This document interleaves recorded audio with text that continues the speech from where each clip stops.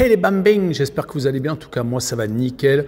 On se retrouve aujourd'hui pour une nouvelle vidéo sur les matchs amicaux. Il y en a encore beaucoup le 26 mars. J'en ai sélectionné 10 pour vous qui sont les suivants. Angleterre contre Belgique, Allemagne contre Pays-Bas, ça commence fort.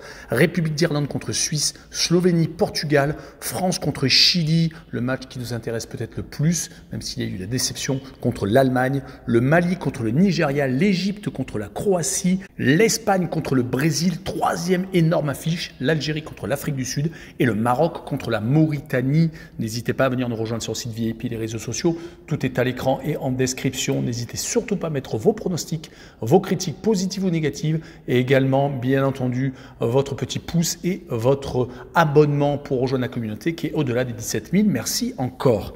Et on commence par le premier match entre l'Angleterre et la Belgique. Les Anglais ont perdu contre le Brésil dans un match au sommet. C'était le 23 mars avec une défaite à Wembley. Ils avaient pourtant bien débuté la rencontre avec beaucoup d'énergie, mais malheureusement le Brésil les a contrés et se sont imposés sur le tard. Pourtant, les joueurs de Southgate étaient sur une très grosse série de matchs sans défaite. Leur dernier revers était contre la France en quart de finale de la dernière Coupe du Monde. Depuis, ils avaient enchaîné 10 matchs consécutifs sans perdre, arrivant tout de même dans l'intervalle à prendre 2 fois l'ascendant sur l'Italie et gagnant quelques matchs pièges. Donc c'est plutôt une surprise qu'ils se sont inclinés à la maison. Du côté des Belges, ils ont fait 0-0 en République d'Irlande. Ils n'ont peut-être pas tout donné car leur but est de gagner ce gros match en Angleterre. Ils sont à peu près sur la même dynamique que les Anglais car depuis la Coupe du Monde, vous avez perdu contre le Maroc qui avait été sorti de la phase de groupe par la Croatie et par les coéquipiers de Unai de la World Cup. Une énorme déception à l'époque. Ils ont donc depuis enchaîné 12 matchs consécutifs sans défaite. Sur ce match-là, je vois bien encore un match nul, un but partout et je verrai les deux équipes qui marquent par contre avec une cote à 1,90. Et on enchaîne avec l'Allemagne contre le Pays-Bas. Les Allemands ont réussi la superbe opération avec cette victoire en France à Lyon, 2-0. Ils ont vraiment fait une démonstration. Les Français ont été vraiment amorphes avec un Mbappé, malheureusement pour les hommes de Deschamps, en dedans. Il n'y a pas eu que lui d'ailleurs. Ils avaient fait quelques modifications car Griezmann est absent de ce rassemblement. Ils ont malheureusement pas tenu la dragée haute aux Allemands qui viennent de remporter leurs 2 dernières oppositions. D'ailleurs, sur les 10 derniers matchs, toutes compétitions confondues, 3 victoires de la Mannschaft, 2 contre la France et 1 contre les États-Unis. Sinon, ils avaient été accrochés par le Mexique, avaient perdu contre la Turquie, contre l'Autriche, également des défaites contre la Colombie, le Japon et la Pologne. Ils avaient fait match nul également contre l'Ukraine, donc que des résultats très en dessous des ambitions allemandes qui vont accueillir cet euro. Et ils vont jouer contre des Pays-Bas qui ont fait le plein de confiance avec une victoire 4-0 à la maison contre l'Écosse. Ils restent sur 4 clean sheets consécutifs depuis la défaite contre la France en qualification pour l'euro. Ils ont gagné contre la Grèce, contre la République d'Irlande, leur permettant de finir second du groupe et de se qualifier directement pour l'euro allemand. Et le 6-0 contre Gibraltar montre que depuis 2 rencontres, ils ont mis 10 buts. Donc je les vois avec plein de confiance arriver en Allemagne et je les vois s'imposer à l'extérieur 2-1 avec la double chance N2 et une cote à 1,80. Et on poursuit avec la République d'Irlande contre la Suisse. Les Irlandais ont fait 2 matchs nuls consécutifs sur les 2 derniers matchs amicaux contre la Nouvelle-Zélande et contre la Belgique. Une très grosse satisfaction, ils n'ont pas pris de but contre un des ogres européens. Sur les 5 derniers matchs, ils n'ont gagné quand même qu'une seule fois, c'était à Gibraltar. Sinon, ils se sont inclinés contre la Grèce, contre les Pays-Bas et ont donc fait ces 2 partages de points. Ils vont espérer continuer sur la bonne série contre la Suisse qui vient de faire match nul contre le Danemark. Ça devient un rituel pour les Helvètes qui, sur les 8 dernières rencontres, ont tout de même fait 6 partages de points. Ils n'ont gagné qu'à une seule reprise, c'était à la maison contre Andorre et se sont inclinés en Roumanie. Donc sur ce match-là, je vois encore un 0-0 avec le moins de 2,5 buts sur le match et une cote à 1,65. La rencontre suivante est la Slovénie contre le Portugal. La Slovénie est sur une série plus ou moins intéressante. Ils se sont fait accrocher par exemple par Malte, c'était le 21 mars. Sinon, ils étaient imposés 1-0 contre les États-Unis. On retiendra surtout qu'ils n'ont perdu qu'une seule fois sur les 9 derniers matchs, toutes compétitions confondues, ne perdant donc que contre les Danois. Sinon, ils ont réussi des résultats assez intéressants contre la Finlande, contre l'Irlande du Nord, restant maîtres de leurs résultats contre des équipes de moindre facture. Mais là, ils vont jouer contre le Portugal qui, de son côté, enchaîne les victoires depuis la nomination de leur nouvel entraîneur, l'ancien sélectionneur de la Suisse. Ils n'ont pas arrêté de gagner, ont gagné à 11 reprises depuis leur élimination de la Coupe du Monde par le Maroc. Et ils marquent énormément de buts et font quasiment que des clean sheets.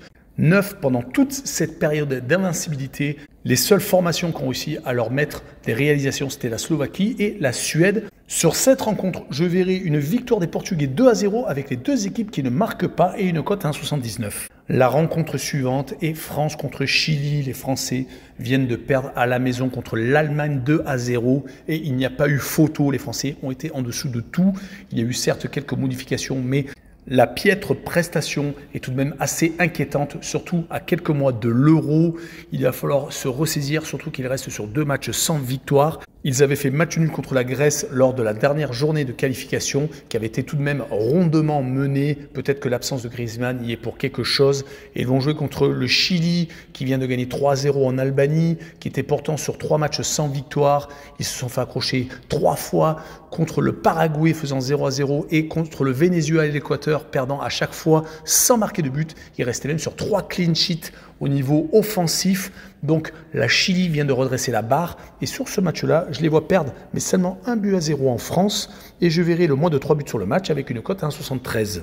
Et on poursuit par le Mali qui rencontre le Nigeria. Les Maliens ont fait une CAN assez intéressante, se faisant éliminer par la Côte d'Ivoire en quart de finale, 2-1 après prolongation.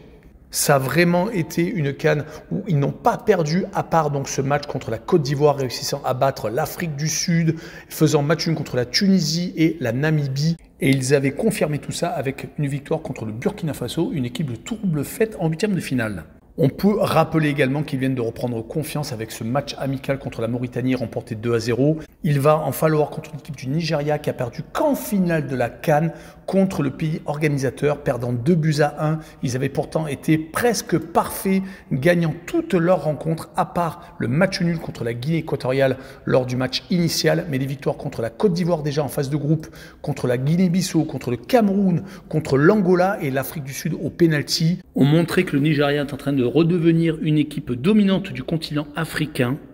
Et ils viennent en plus de remporter un match très intéressant contre le Ghana, gagnant 2-1 en match amical le 22 mars. Mon pronostic sera un match nul, 1 but partout avec le home no bet et le match nul remboursé 6 victoires du Mali à la maison. Mais je n'ai malheureusement pas de cote à vous proposer, le match n'était pas encore disponible sur les bookmakers.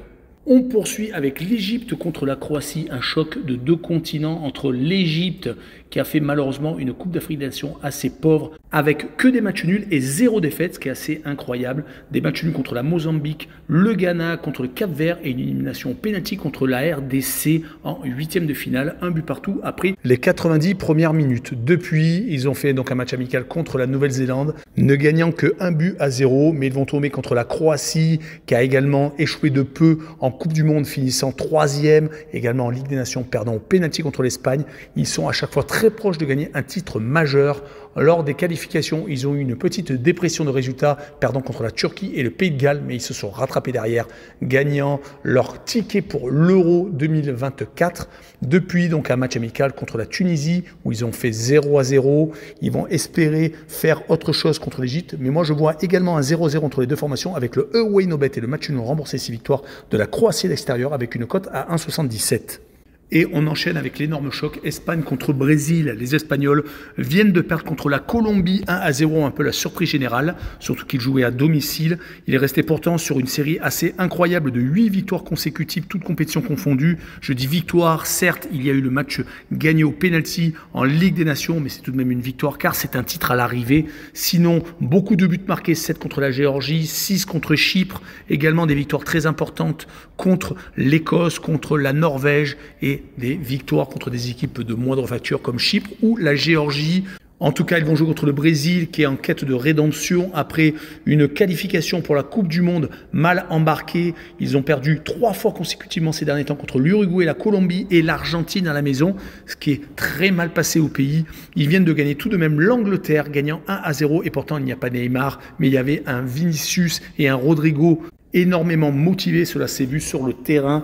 Sur ce match-là, je vois bien l'Espagne s'imposer, mais 1-0 seulement, avec le droit au no bet et le pari remboursé 6 match nul avec une cote à 1,53. On passe à l'avant-dernière rencontre, l'Algérie contre l'Afrique du Sud, un choc du continent africain. L'Algérie a loupé une fois de plus sa CAN, se faisant éliminer après avoir perdu contre la Mauritanie et avoir fait 2 matchs nuls contre Angola et le Burkina Faso. Jamel Belmadi n'a pas réussi à survivre à ces mauvais résultats. Ils viennent quand même de gagner 3-2 lors du dernier match contre la Bolivie. C'était un match amical qui leur a permis de se remettre à la tête à l'endroit et surtout retrouver des émotions car ils ont gagné 3-2 dans les arrêts de jeu alors qu'ils étaient menés de 1.